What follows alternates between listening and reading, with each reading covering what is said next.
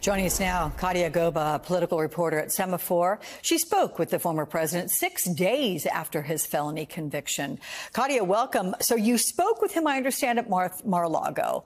Why doesn't he understand the "I have black friends" defense is a problem, especially when you consider his mugshot comments? Yeah, that's a great question. I want to give some context about when we had this conversation. We talked about his friends who, he met in the 80s and the 90s over a course of a decade or so, and how that he's still friends with them, often playing golf with them.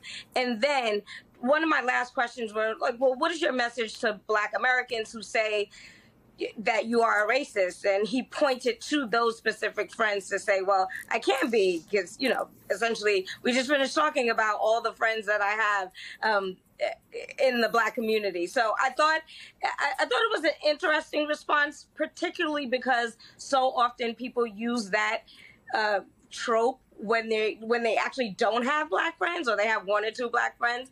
But I think he was pointing to the people who we just talked about. Did he give you a reason for why he says he sees a spike in support among Black men? Yeah, well, in particular, talking about the conviction thing, he said his original response to that question was, well, they're taking jobs away. They understand that the border is open, and because of that, they're losing jobs. And they made more money than me, with me. And they made more money when I was in office. These are all the basic, talking points that Republicans give you. However, I brought up specifically, was he going to use this idea that Black Americans are gravitating towards him because of the conviction? And he said no, he was not going to make that a message for his campaign, but decidedly told me that, this is something that he is seeing out there and people are telling him. And I know, Katia, that you spoke with several famous athletes and sports figures who support Trump. I think Darryl Strawberry, Mike Tyson, Lawrence Taylor, Don King, Herschel Walker. Why do they support him? So they just know their friend from the 80s and the 90s. And their take is he's always been fine to me.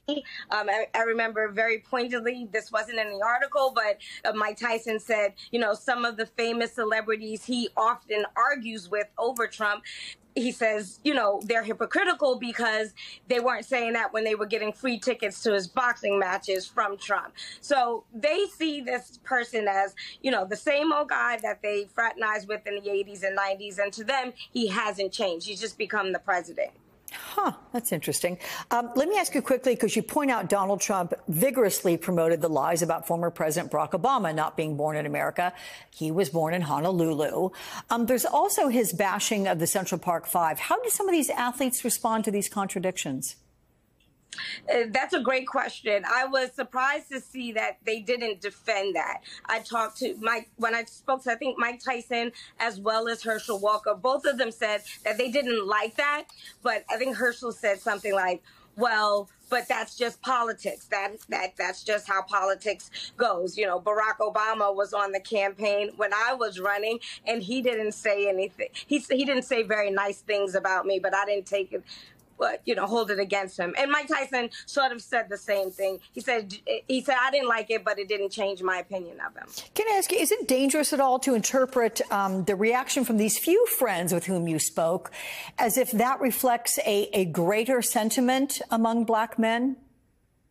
I point that out in the article, right? Like, all of this is contingent on if Black men actually feel like Mike Tyson or Darryl Strawberry. But I have to say, I've talked to a lot of people on the ground, and, some of them in the 20 to 28-year-old age group, and they have also said the same thing.